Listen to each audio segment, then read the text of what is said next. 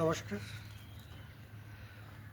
অনেকেই মনে করেন পুরুষ মানুষ কাঁদতে জানে না, পুরুষ মানুষ ভেঙে পড়ে না।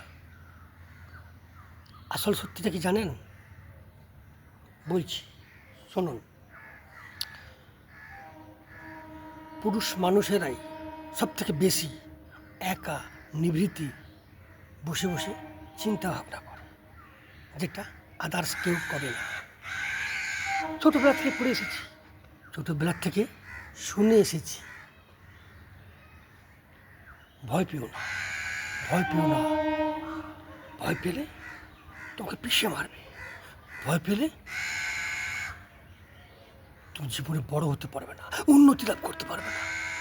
কিন্তু আমি সেই দিনেই তো বুঝতে পেরেছি, যেদিন আমার বাবা আমাকে ছেড়ে এই পৃথিবী থেকে চলে যান, সেই দিন আমার ঘরের যারা নিকট আত্মীয় তারা সব এদিক ওদিক চলে গেল। তারপরে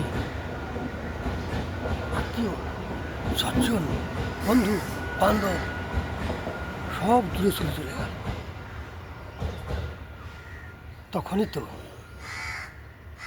তখনই তো ভাবলাম ভয়কে জয় করতেই হবে, তা না হলে এই পৃথিবীতে বাঁচতে পারবো না। একদিন হঠাৎ করে কি মনে গেল, এই কলকাতায় কালী মন্দিরে নির্জন নিভৃতে হাঁটতে হাঁটতে চললাম। কালী মন্দির কালীঘাটে পৌঁছাতেই দেখলাম শুধু ঘন্টার আওয়াজ আর ধূপের গন্ধ চতুর্দিকে ভরে উঠেছে, আর চতুর্দিকে জনসমুদ্র, লোকে লোকারণ্য। তার মধ্যেও কিন্তু আমি একা, আমার কথা কেউ শোনে না। ভাবতে ভাবতে এগিয়ে গেলাম, ভাবলাম এরা কেন এসেছে এখানে, এত পূজা কিসের? সবারই একটাই ইচ্ছা, পাপ মুক্ত করতে। কেউ গরু চোর, কেউ পাথর চোর, কেউ চাকরি চোর, সব কিছুই চুরি করেছে। সবাই কি বিচার পাবে? পাক আর নাই পাক ওটা আমার কোনো কথা নয়, আমি তো একা। চাপ চিন্তা করতে করতে বসে পড়লাম। তারপর যেন আমাকে বলছে, বাবা এগিয়ে যা, ভয় পাস না, ভয়কে জয় করতে হবে, তবেই তুই বাঁচতে পারবি। আমি আমি এগিয়ে চললাম, আবার দেখতে লাগলাম না, আমাকে বাঁচতে গেলে আমাকে ভয়কে জয় করতেই হবে। চলছি, দেখছি